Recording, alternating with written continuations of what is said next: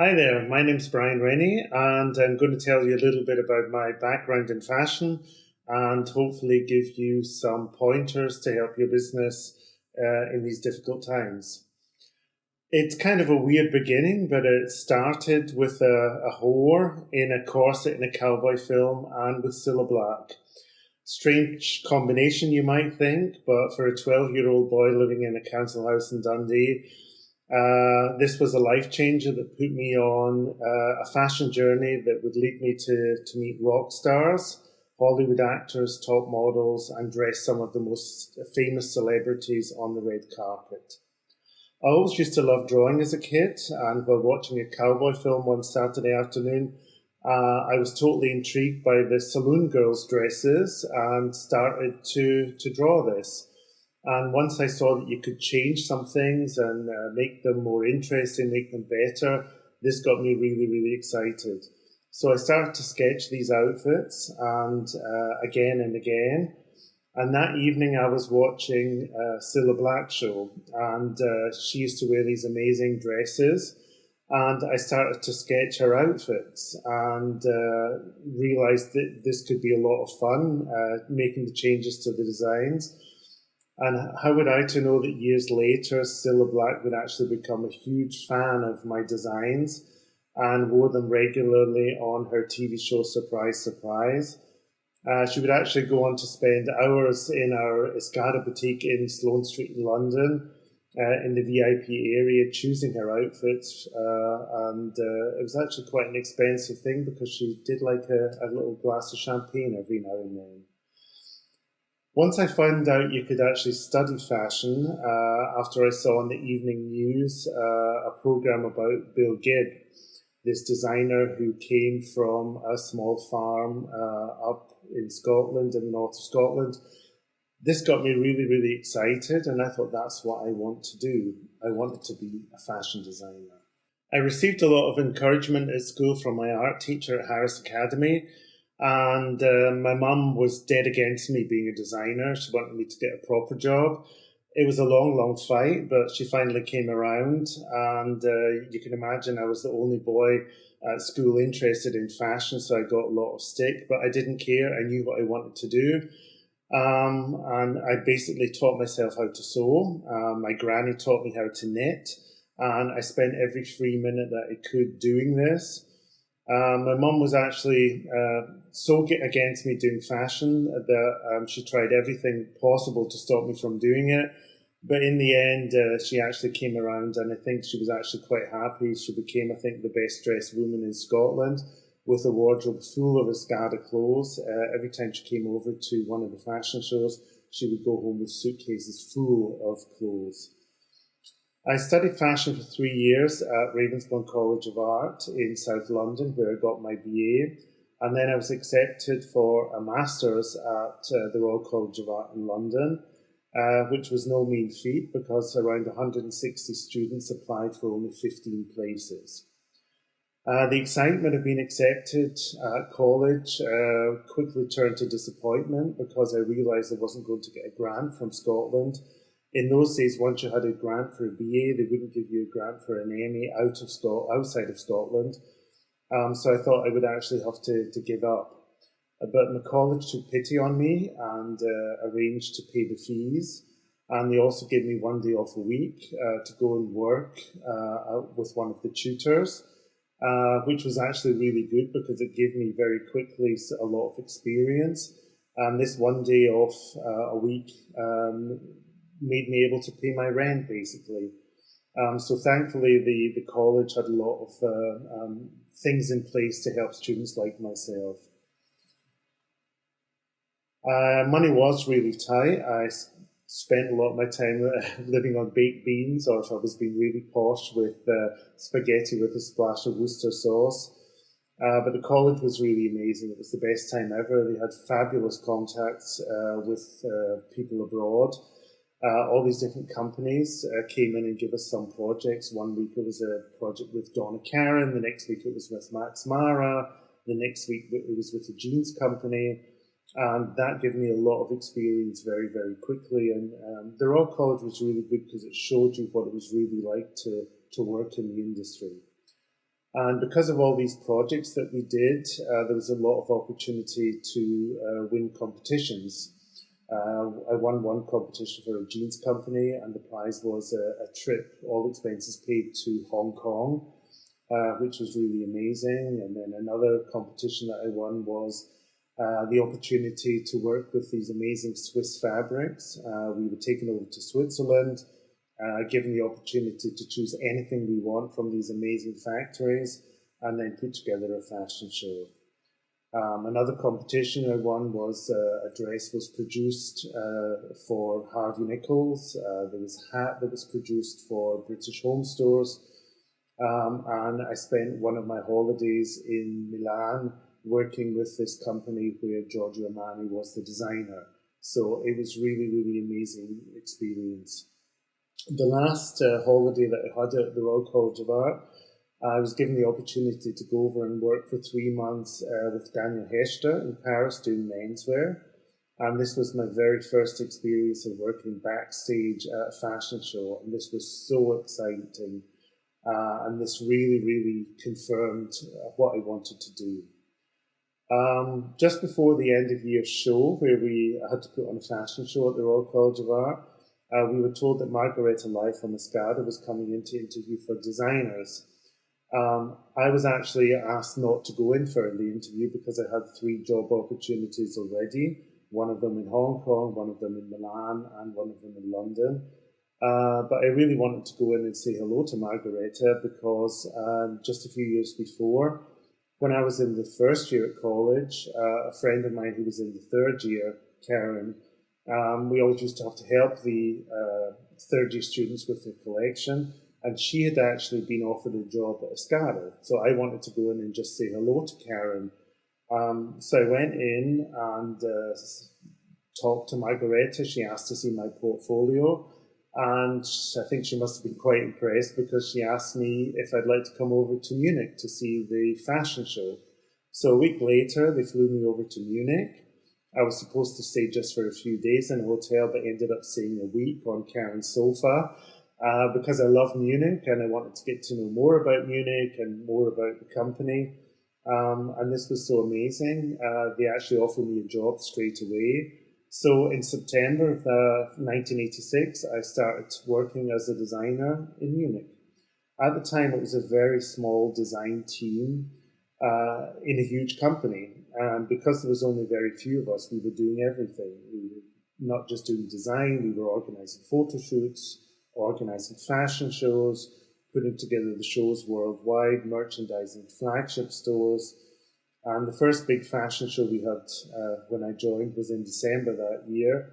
It was an amazing show where we had hundreds of guests, and I went home very excited to spend Christmas with my family in Dundee.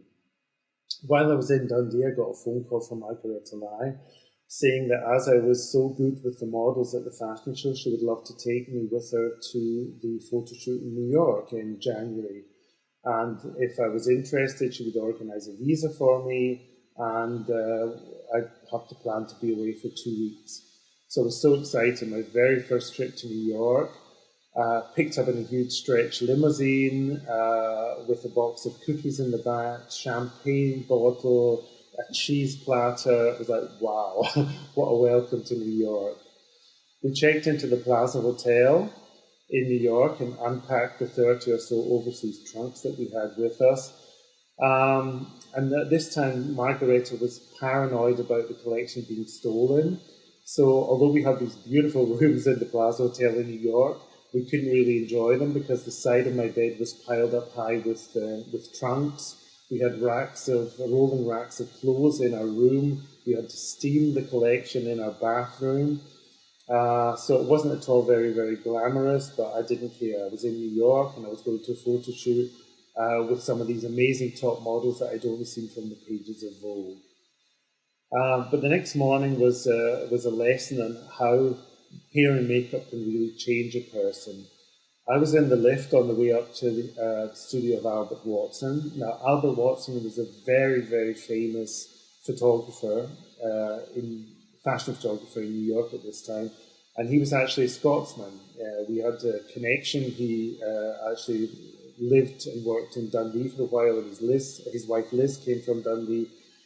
So we became actually very good friends over the years. Anyway, on the lift up to his studio downtown in New York was this quite dumpy looking girl, and awful hair, bad skin, her legs weren't very nice. And she got off on the same floor as I did, to the studio, and I thought, oh, she must just work in the studio. This was, in fact, one of our models for the day. It was Iman, the top model of the time, who later went on to become Mrs. David Bowie. So a big surprise for me how someone as dumpy and boring looking could actually be a top model. I've worked with most of all the supermodels: Cindy Crawford, Linda Evangelista, Naomi Campbell, Claudia Schiffer, Heidi Klum, Carla Bruni. Now Carla, she was a character. A crazy aristocrat from one of the best families in Italy, who spoke with a very, very posh English accent, and she loved flirting with men. She was completely unself-conscious, would prance around naked in the photo studio, not caring who came in at all, giving the delivery guys an eyeful sometimes. She didn't care. It's strange to think she actually went on to become the First Lady of France when she married Nicolas Sarkozy. I worked with her many times, flew her into Munich to do fashion shows, used her a lot of time in our catalogues. On another shoot, I could actually hear her having a bit of an argument on the phone with someone, and after she hung up, she told me it was actually Jerry Hall who was on the phone telling her to keep away from Mick Jagger. What we didn't know at the time was she was actually having an affair with Mick Jagger. So we found out before it was actually in the papers. But this was a good thing about being on these photo shoots here. You got a lot of scandal firsthand. And some years later, I actually worked with Jerry Hall. We'd opened a boutique with a partner in Istanbul, and he'd asked us if we would fly in a top model and asked specifically for Jerry Hall. I really didn't want Jerry. I didn't think she was that special, but he insisted. So I phoned around and called up different agencies till we finally got hold of the agent of Jerry Hall, and we flew her in. Because she wasn't a regular model size at the time, I had to make all the clothes extra for her that she was going to be wearing in the fashion show. And she had a lot of fun. We treated her like a star, and she loved the clothes. And I said, if you want to take anything, help yourself. And she actually left Istanbul with cases full of clothes and shoes and handbags. We got on great, and I invited her. The next week we had the table at the BAFTA Awards in London. And we invited her to join us at the table. So she came, and at this event, we had a lot of fun. And my PR girl said, why don't you invite Jerry to the CFDA dinner? Now, the CFDA dinner is like the fashion Oscars in New York. And everybody kind of tries to outdo themselves who is the best people at their table. So we invited Jerry. She said yes, she'd love to come. She was actually going to be in New York at that time. And we'd invited Jane Seymour and her husband. We had JF Kennedy Jr. confirmed to sit at our table. So we already had good people. But I didn't want Jerry to feel uncomfortable. So I said, you don't really know us that well. So if you'd like to bring along a friend to dinner, that's fine. You feel more secure if it's with someone you know. I said, yeah, no problem. I had no idea who she was coming, who she was bringing. So I'd arranged to pick up Jerry in a stretch limousine. I was given the address. I went to this townhouse, rang the doorbell, was opened by a butler. I was taken up to the living room, given a glass of champagne. Then Jerry came down wearing a dress that I designed for her. She was standing in front of this beautiful gilt mirror doing her hair. And I said, Jerry, you really have to go. It's really tight now. Yeah, absolutely, Brian. Just wait a second. Mick's on his way down. And I'm like, who's Mick? In what, Mick Jagger? Hello, Brian. Nice to meet you. So, of course, there's me, not a big fan of the Rolling Stones at all. But I knew, Mick Jagger was going to create havoc when we arrived. But anyway, we got in the limo. So I'm in the limo with Mick and Jerry. The big love affair of the moment, the press were going crazy about them. So, of course, when the limo door opened at the location, we came out, the press, the paparazzi went mad, screaming Mick and Jerry's name. Jerry grabbed my hand, pulled me along, and this was crazy. You know, this little guy from a council house in estate in Dundee being, you know, dragged through the paparazzi by Mick Jagger and Jerry Hall. But this was amazing. But even more crazy was the reaction to our table. You know, here we had Mick Jagger sitting next to Jerry Hall and JFK Jr. So our table was mobbed the whole night.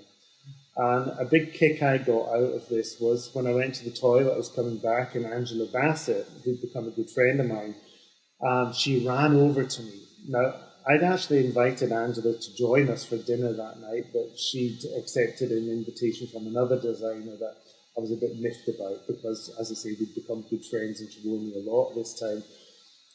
Anyway, as I was coming back from the loo, she jumped on me and said, "You have Mick Jagger at your table and JFK, would you introduce me? I'm big fans." So I got such a big kick out of introducing them both at our table. I'd actually met Angela some months before in Beverly Hills when we redesigned the Beverly Hills boutique.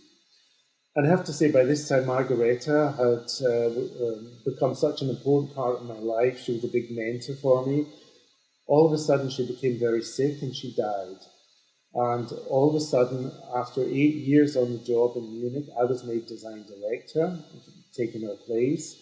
You know, after joining straight from college, I'd worked my way up slowly, but never ever expected that I would be made responsible for a business that turned over millions and millions every year. One of the first things I did when I was in charge was to introduce the Escada Couture label, a collection of mega expensive evening dresses, a lot of them made to order for society women worldwide, and this became immediately a huge success.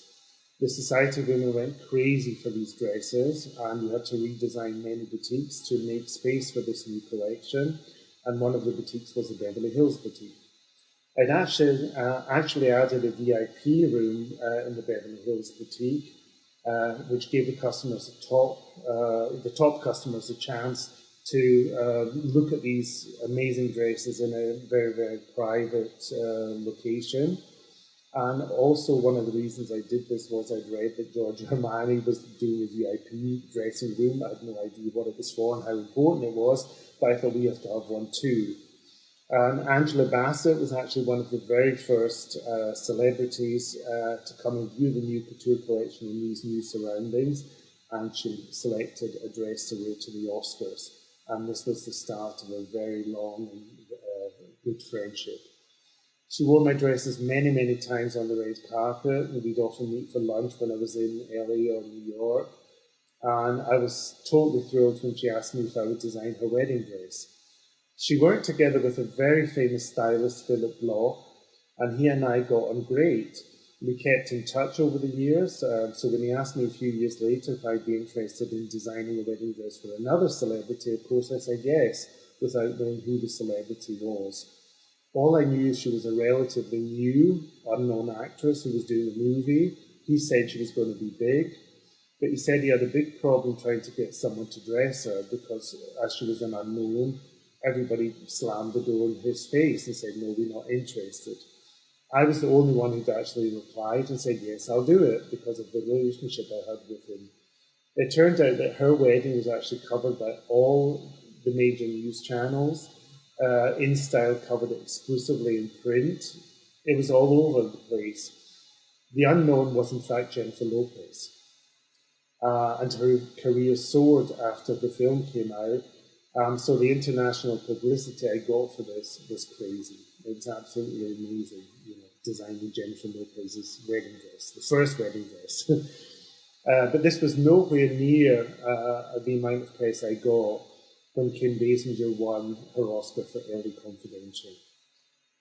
Unlike Philip Bloch, the stylist that Kim had chosen was a bit of a nightmare. Jessica Pastor was a stylist who I knew, and we dressed quite a few celebrities together over the years, including Minnie Driver, Catherine Zeta-Jones, and many more. But she was quite difficult. She'd seen an Escada ball gown on the cover of an American Vogue and asked me to make this same ball gown that was in floral taffeta to make this a black taffeta for Kim. Now, we had to rush this dress through really quickly. The timing was tight for the Oscars. So I decided to save time after the dress was made. I would send my assistant over to LA with the dress. And I told her, whatever you do, you hand carry this dress.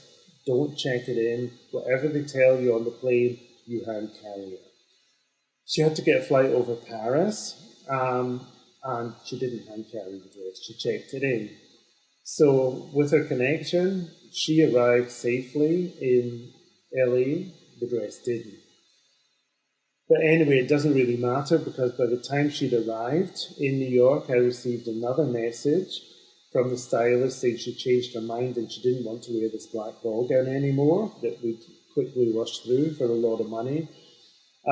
She decided it was totally wrong for Kim and asked me to come up with some new ideas based on some Grace Kelly pictures. So I made these sketches, we sent them over very, very quickly for her to look at. She chose a dress for us to make. We carried on making this dress, hand beating it, doing everything we could to get it through as quickly as possible. Just as the dress was nearly finished, we received a message from the stylist again that Kim Basinger's husband, Alec Baldwin at the time, said, no way can Kim wear a dress trying to look like Grace Kelly. Cancel, we have to do something else. I found out later, actually, that Kim and Alec were going through a very, very nasty separation, divorce, and he was making her life hell and called her every name under the sun and said, no way can you walk down the red carpet thinking you're Grace Kelly. So all this, private things going on. We didn't know this at the time, but it made our life very, very difficult. Anyway, panic stations. By this time, it was less than a week till the Oscars. We had absolutely, minimum amount of time. And I was actually leaving for the fabric fair in Paris and then was going straight on to a photo shoot in New York, in the Hamptons. So I decided the best thing would be to send my best pattern maker over to Los Angeles to make a dress for Kim in person.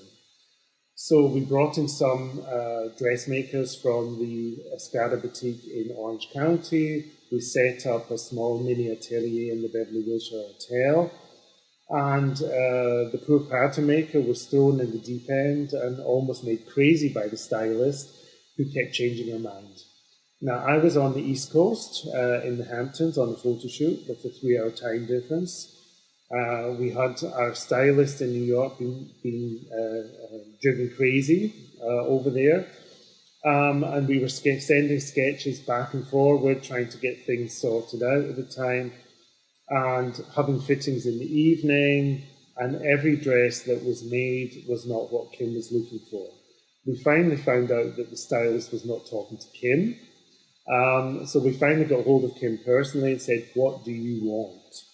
We had one last chance of getting the dress right, and we had to pull out all the stops to do that. So we got the information straight from Kim. She wanted a seafoam green dress. Now, I mean, seafoam green, what is seafoam green, Oh, so I sent my dressmaker to every single fabric store that we could find in Los Angeles. She bought up all different shades of green, thinking that one of them would be right. And then finally they agreed on a color, on fabric. And by this time, my pattern maker and the sewing girls are going crazy. They'd been up, half the night trying to get things done. And I thought everything was going to fall through, but I said, whatever you have to do, we have to get a dress on Kim's back. I will send you to a spa for a week. You can have as many treatments as you want, but get that bloody dress made for Kim. She did. Now, they worked throughout the night, all three of them, to get this dress made. They had a midnight fitting. They had to make changes. Now, you won't actually see a picture of Kim Basinger on the red carpet doing interviews that year because my dressmaker was in the back of the limousine with her sewing the hem of the dress, and she arrived very, very late and had to rush straight through. But she went on to win the Oscar, and the press went crazy. And even today, when there's any reports about the Oscars, it's always a picture of Kim Basinger. So we got unlimited amount of publicity. It was amazing, amazing. Press worth millions and millions of dollars. Now, while at Escada, I used to have to take part in trunk shows for Neiman Marcus. Trunk shows is where you take a certain part of the collection over to show it straight to the customers. And often it's things that Neiman Marcus didn't buy. You can imagine the collection is so big they can't buy everything. But these trunk shows was an opportunity to give the really, really top customers the opportunity to buy something special, maybe things that are more expensive. And it was a really tough week. It was a week that meant you were every day in a different place. It could be, Monday you were in Chicago, next day you were in Boston, next day you were in San Diego, next day you were in Los Angeles. So it was turn up to the event, unpack everything, sail for a few hours, pack it up again, go to the airport. It was a crazy week. But in this week we would do $6 to $7 million worth of extra business. Now, I met the craziest type of customers on this trip, you cannot imagine. One of them had an automatic rack, like in the dry cleaners. We have this button, this handheld thing where you can have a rack that went round and round. She had this built into her dressing room. And she was so paranoid about hanging things up wrong or wearing them wrong. She had this system installed where, there was a jacket, a trouser, a skirt, hanging with the shoes, hanging with the jewelry, everything hung up perfectly. She was so paranoid to make a mistake. If I'd said, for instance, you could wear this trouser with 2 different outfits, she would buy the trouser twice and hang it up in perfect outfits so that she would never, ever make a mistake. Really, really crazy. So many women I met were actually terrified of making a mistake and looking wrong, These were either very, very successful businesswomen in their own right, or they were wives of successful businesswomen, politicians, who always had to be perfectly dressed, had to, represent themselves or their husbands at official events. So they would rely on people like the saleswomen at Neiman Marcus to give them the perfect look. The power of celebrity. Now, we just can't get enough of them nowadays. TV, magazines, bloggers, everyone is interested in what the celebrities wear, how they dress. And then many years ago, the actors and actresses actually used to only have one job. The actors, that was their job. That's what they had to do. But now they've become spokesperson for events, a spokesperson for products, they endorse products. And they always are expected to be perfectly dressed, And probably the most terrifying thing we have to do is the red carpet. The red carpet walk, is this going to turn into the walk of fame or the walk of shame, depending on how they're dressed and what the comments are going to be. These events they go to are sometimes watched, like the Oscars, by millions and millions of people. And they're terrified of making doing something wrong, or making the wrong decision. Many stars know exactly what they want to wear, and they don't need to hold on to a large of people to be with them when they make this selection. You've got others who are completely insecure and require a whole team of style advisors, PR people to come with them. One of the most bizarre things I ever had was when we had what I call a C-class celebrity come to look at the dresses. She came in actually with 10 people to look at a selection of dresses I made for her. Why do you need 10 people to look at their dress? A nutritionist, she had with her. She had her personal fitness instruction with her. She had, it was crazy the amount of people she had with her. And she was so insecure, I was designing dresses for her on the spot. She said, I didn't want to wear a black dress. I don't want to wear a ball gown. So everything that, she said she didn't want to wear, I wasn't sketching. In the end, she decided to go with another designer. And what did she wear in the end? Black ball gown. Everything she said she didn't want to wear. Crazy. But you get other people like Angela Bassett, Gina Davis, Jane Seymour, Mariah Carey, Halle Berry, Annette Bening, they came alone to choose the dress. They knew what they wanted. Sometimes they would come with either one best friend or their husband, boyfriend, whatever. But they always looked $1 million because they knew what suited them. Princess Diana became a great customer. She would stop the car right in front of the boutique on New Bond Street, would jump into the Escada boutique and would actually buy the clothes. She never asked for a discount. She never asked, for stuff to be sent, for a trial. She came in, she selected the clothes very quickly. She was great, not unlike Fergie, who insisted that things be sent to the palace, and then would not pay the bills or ask for things to be, given a huge discount or on loan. Celine Dion, she was amazing. She would come into the boutique in Palm Beach and buy things herself. She would buy lots of presents for her family, for her friends, for her staff. Madonna actually once stopped the car outside the boutique as well in London, sent in her assistant because she saw some Swarovski crystal sandals in the window as she was in a traffic jam, and the assistant came in and bought them for her. It was crazy, These people, they had the confidence to do it alone. They knew what they wanted. They knew what suited them, and that made it so much easier. Many stars really feel the need to use a stylist when it comes to the big events. The problem is many of these stylists have become such big stars themselves that they do not look at the dresses, sometimes in a uncritical, or they look at them in an unfair way sometimes. And many of these, stars, celebrity stars, celebrity stylists have actually become stars themselves and turned into tyrants.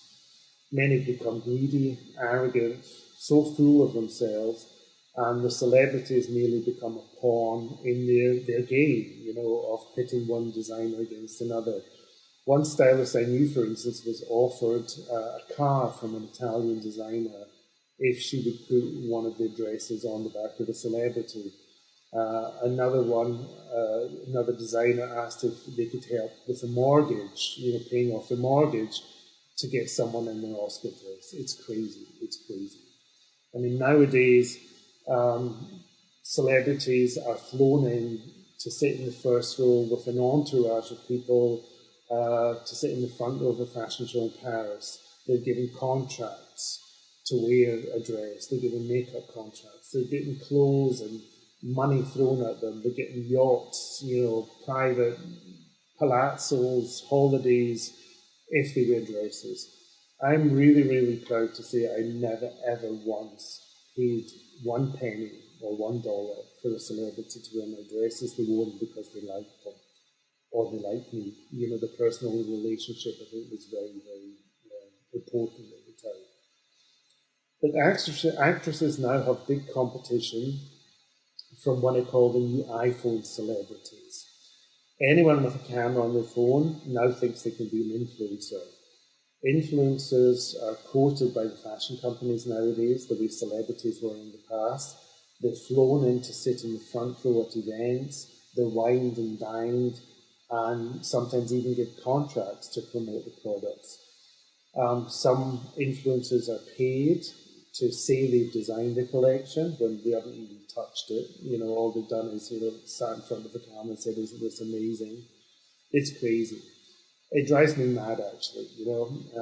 As a designer who had 5 years of training and over 30 years of experience in the business, to see these kids nowadays with a camera, they are given a selection of items that are pre-designed by an in-house buying team who make sure they're buying things as cheap as possible, in Asia probably, in China, adding a huge markup.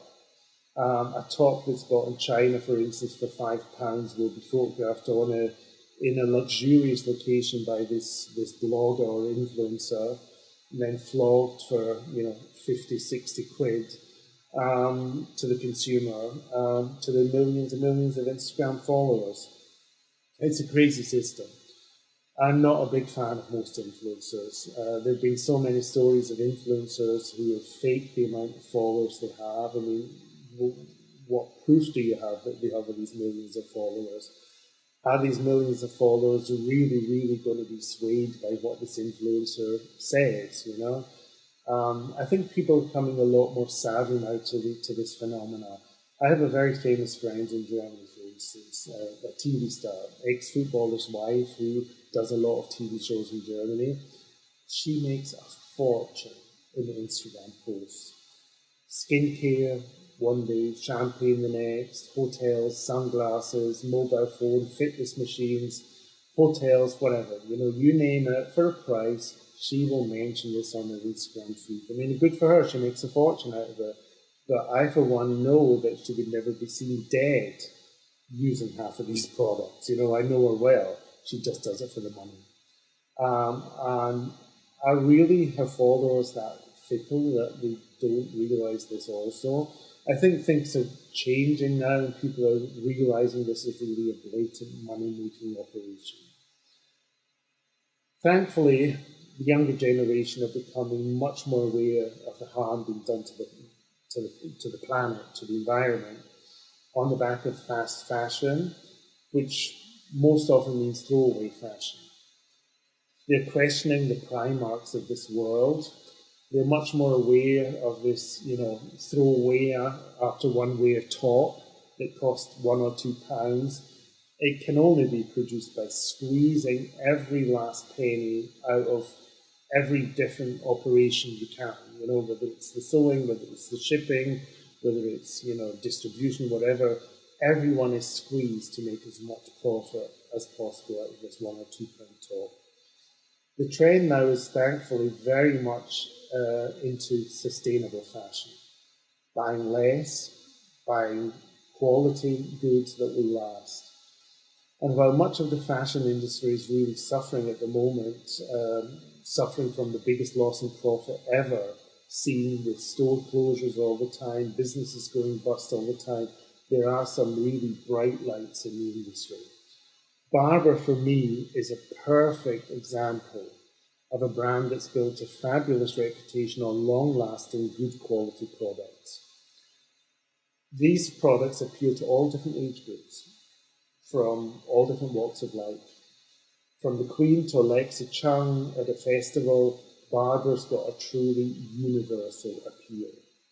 They consistently increase profits every year because they know exactly what they stand for, and they do not ever deviate from this path. Now that's key. Trying to please everyone and changing constantly to try and follow trends will only lead to disaster. At Escada, we knew exactly what we stood for. Extravagant, luxurious, colourful, detailed, look-at-me fashion. There were times where the press did not like us at all, you know, but the customers loved us because we were giving them what they wanted.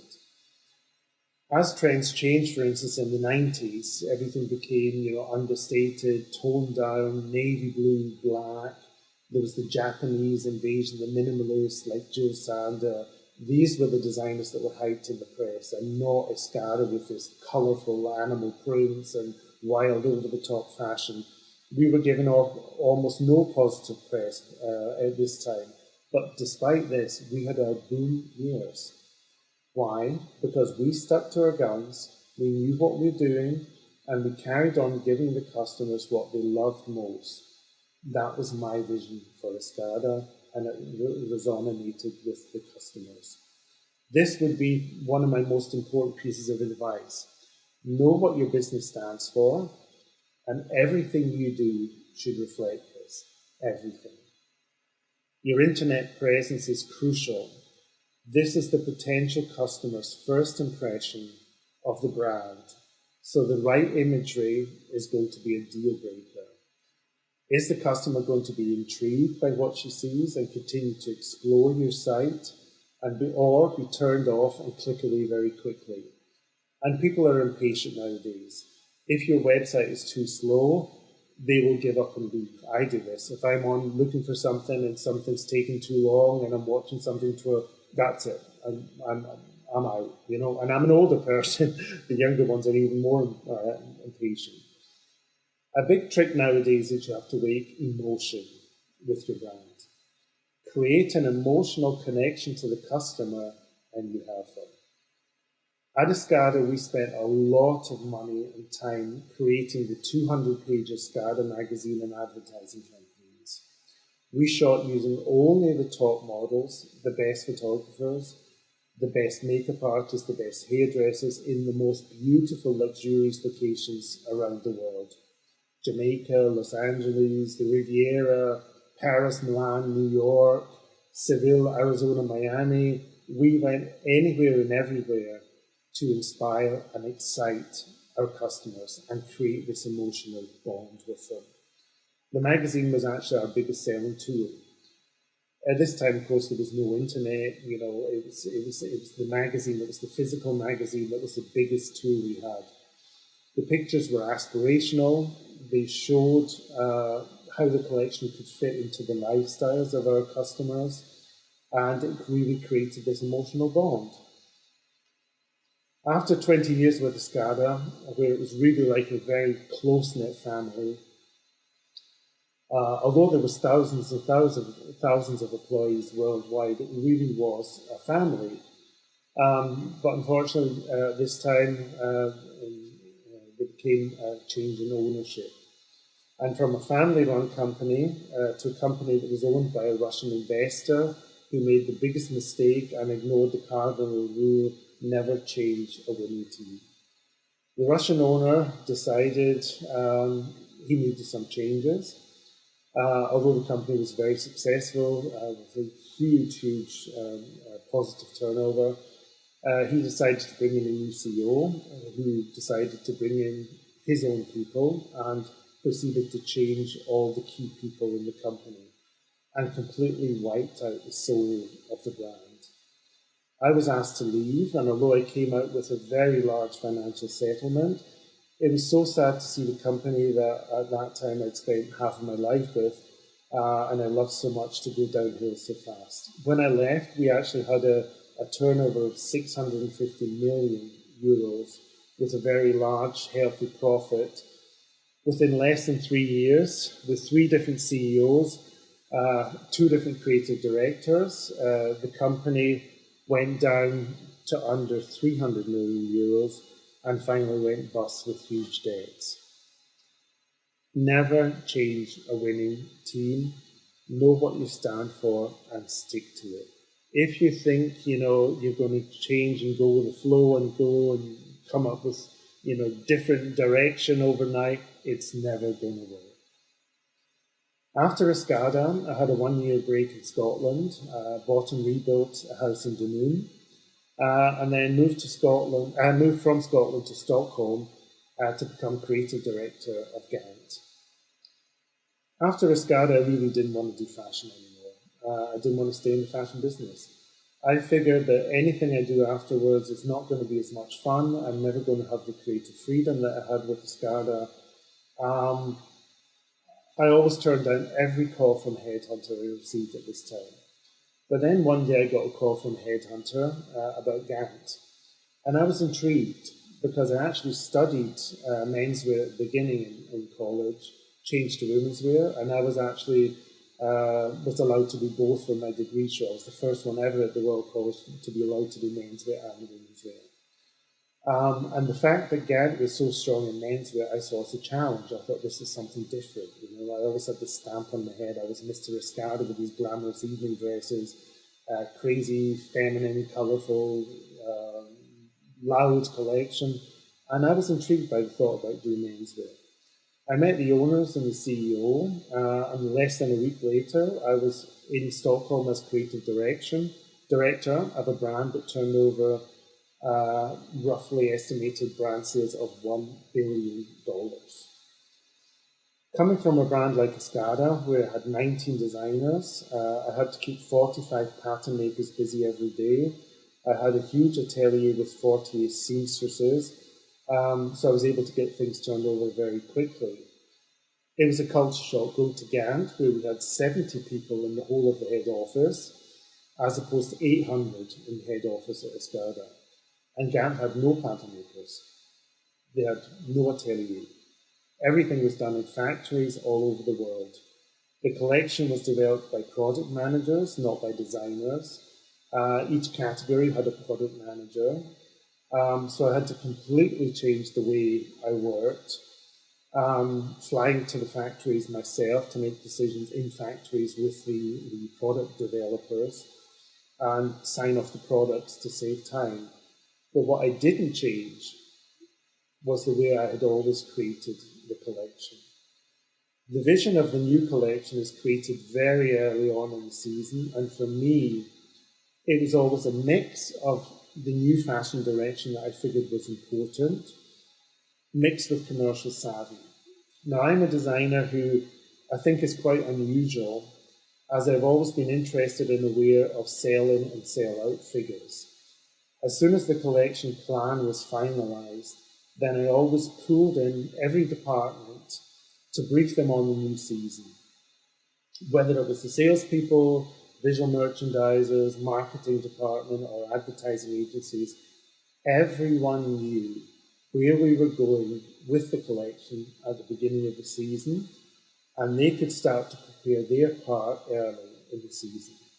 And we worked in tandem, fashion collection, selling team, we all worked together as the collection developed. And when I presented the finished collection, then everything was prepared. The advertising campaign, the magazine, the window displays, in-store merchandising, all marketing materials were ready to show the buyers when they walked in that showroom. They weren't just seeing the collection, they were seeing the whole sales support for the season. Now, this advanced preparation made such a difference and definitely helped increase our sales. As a creative director, I was not just responsible for the collection, but everything to do with the creative aspects of the brand. Showroom presentation, shop design, packaging design, licensed products, visual merchandising, in-store merchandising, anything that involved my creative eye was my territory. And this is important for the brand. Although you do, of course, need fabulous teamwork, you always need that one person who has the last say on everything to make sure that everything comes together in a cohesive way. The way I like to say it is I was like the conductor. You know, you can have someone who plays the fabulous trombone, someone who plays the drums amazing, someone who plays the piano amazing, but in an orchestra, unless everyone is coming together, you're never going to have this perfect harmony. So I was like the conductor, making sure we made good music. After Gant, I moved back to Germany to become creative managing director at Basler. Now, I was brought in by Basler by the investors who wanted a big splash on the press and a bit of a shake-up as they planned to sell the company in 3 or 4 years. I was originally interviewed as creative director and was offered the job to start a week later, basically. But the night before I was going to start, they called me and said they were also going to make me managing director, as they wanted no discussions on the new direction that they wanted me to take.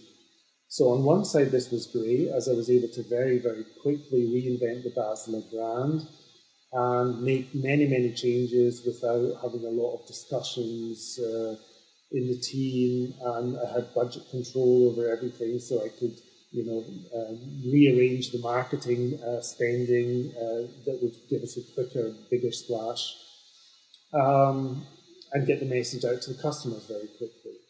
On the other hand, being a managing director meant that I spent a lot of time in board meetings, bank meetings, strategy meetings. It took so much time away from the creative work. Having a team of very close confidants meant that I could trust them to take care of my creative directions, and this was very important to me at the time.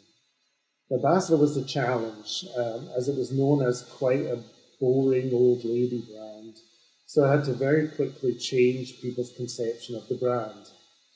As the marketing budget was extremely small, I had to be clever and use my contacts from the past and use the power of celebrity dressing to create a buzz.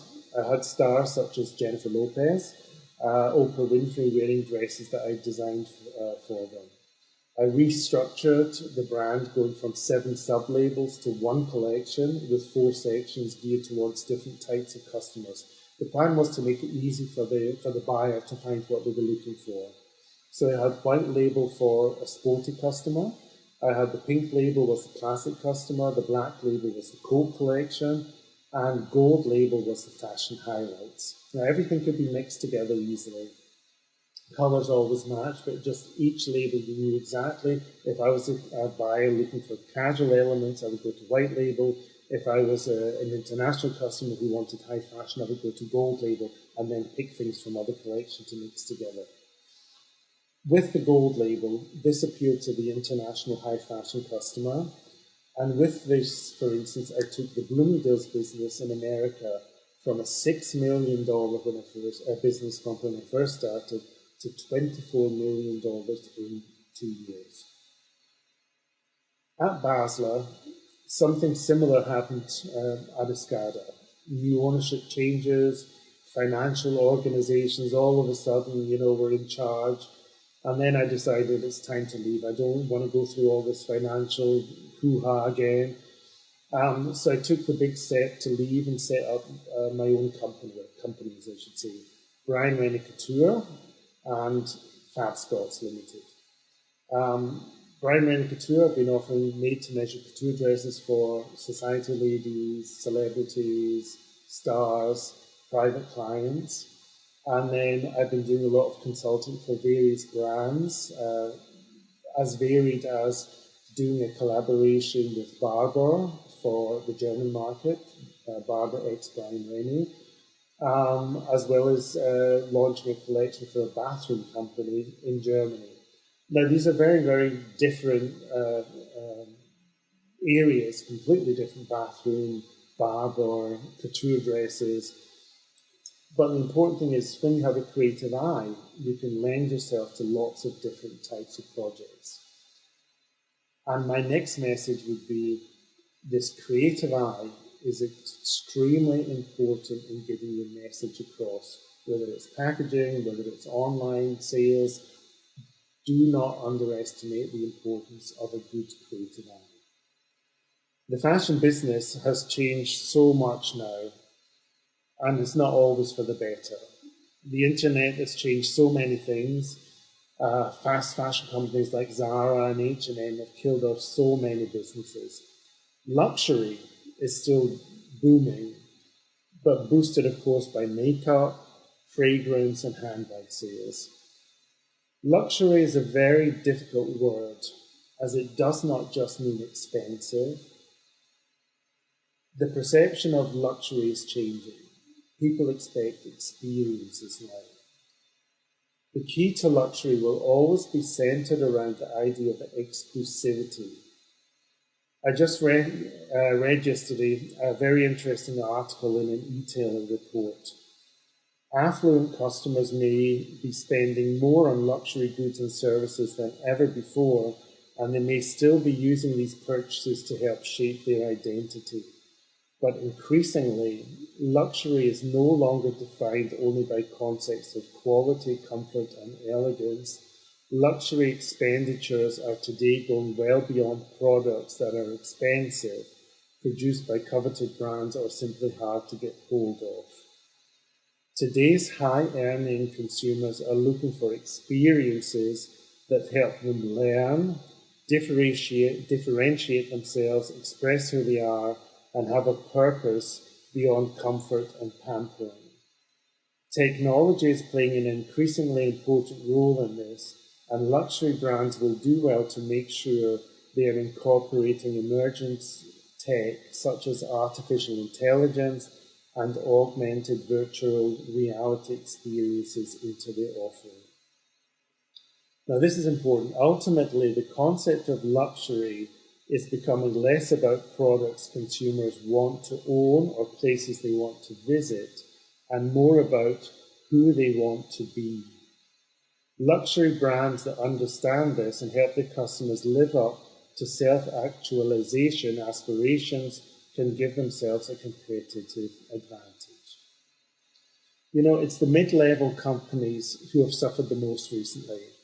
Brands that did not have a strong, unique, and personal handwriting or an emotional bond with the customer have gone bust. I'm so happy that now I have my own very successful Brian by Brian Rennie collection with Home Shopping Europe in Munich. And this is available exclusively in Germany, Austria, and Switzerland. It's the most expensive fashion brand available in home shopping. More expensive and fashionable than any other brand available in America or even the UK.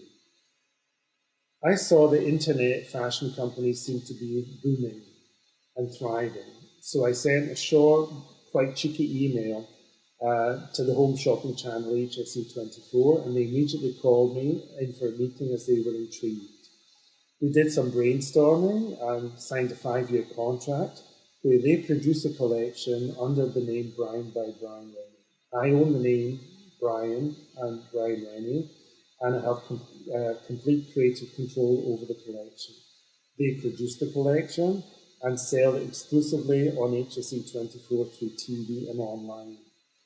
I travel once or twice a month for between 2 and 6 live shows a day in Munich. Live shows 1 hour, so you're on live TV to millions of people. And this has introduced me to a totally different way of selling. Having live shows where you can immediately see the reaction of the customer to the collection gives you such a buzz.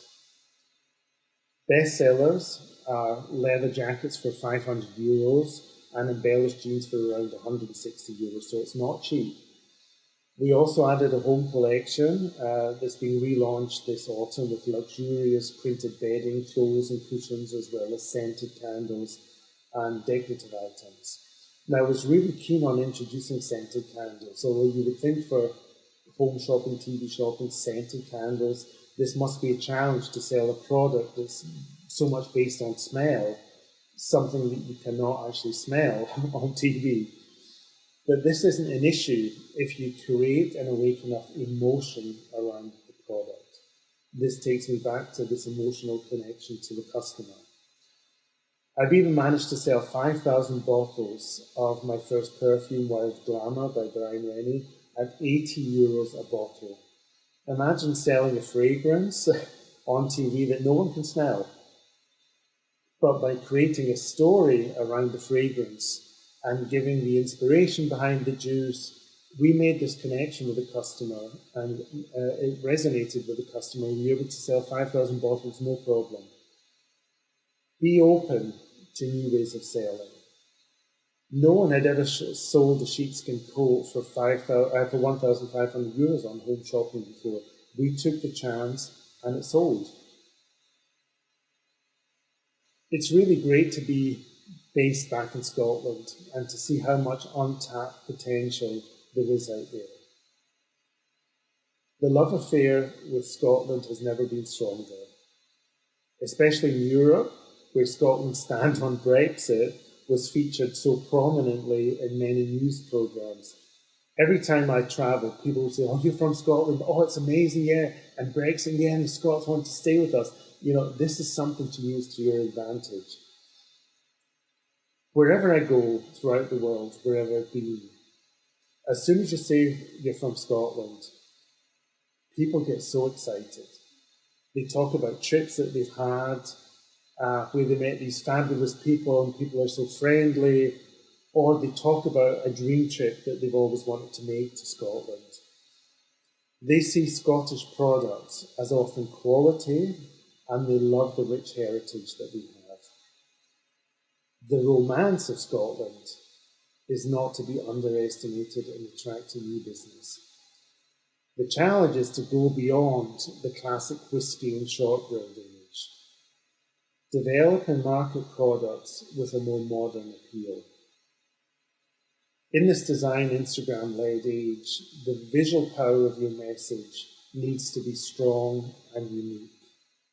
It's so exciting to see the creativity coming out of Scotland nowadays, with cool, trendy packaging on whisky, gin, craft beers, artisan chocolate, taking a traditional product but giving it a modern twist, through new packaging opens the door to a whole new generation of customers.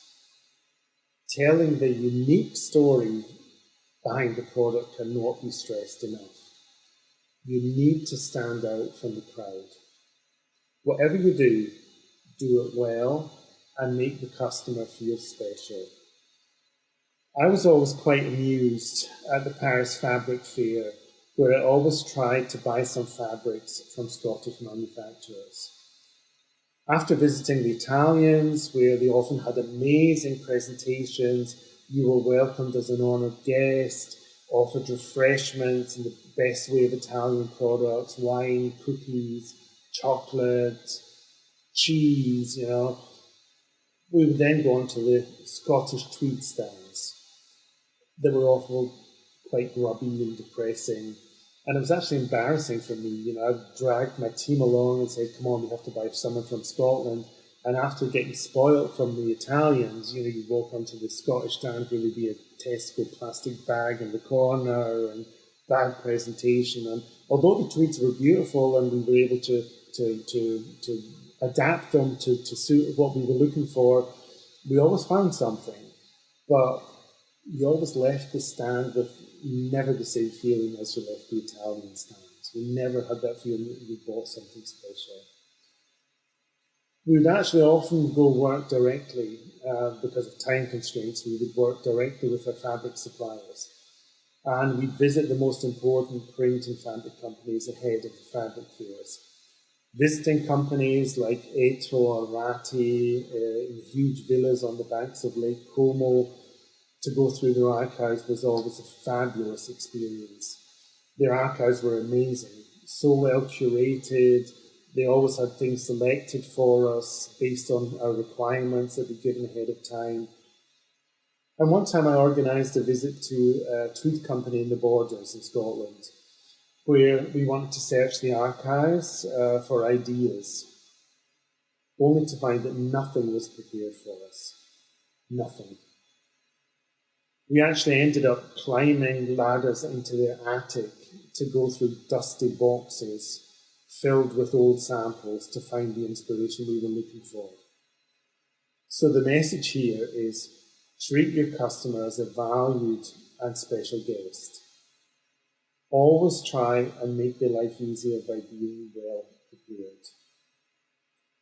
I would love to work more with Scottish companies. After I left Escada, I actually had the idea that I would love to put all my knowledge and experience that I gained over the years to good use and help Scottish brands promote their brands worldwide. I contacted a lot of them, but most of the time I got no reply at all. And those that did reply didn't know what to do with me. They didn't really see the need to invest in creativity. They didn't want to do anything that was different. They wanted to plod along doing what they'd always done. Thankfully, things are changing now, and companies like Johnson's of Elgin saw the necessity of having a creative director and what added value this could really bring to the brand. In Scotland, we are very, very good at manufacturing for other brands. Knitwear for Chanel, wax trench coats for Prada, Hermes, scarves for Dior. Where we're not so good is taking this amazing heritage we have and developing and nurturing our homegrown talent. The opportunities are there for the taking. Probably my most important message would be believe in what you're doing. Have a strong conviction, but most importantly, invest in creativity. That cannot be stressed enough. It's not enough just to have a good product. It has to be presented in the right way. It has to be presented in a creative way and in a modern way. And of course, I'd be happy to help you with this. If you have any questions, please get in touch with me through the internet, and hopefully I've given you a little bit of inspiration today. I know it's tough times at the moment. Hopefully by giving you a bit of my fashion journey, it's inspired you to carry on with your company it's inspired you to invest in creativity, and hopefully has helped you a little bit in these difficult times. All the best.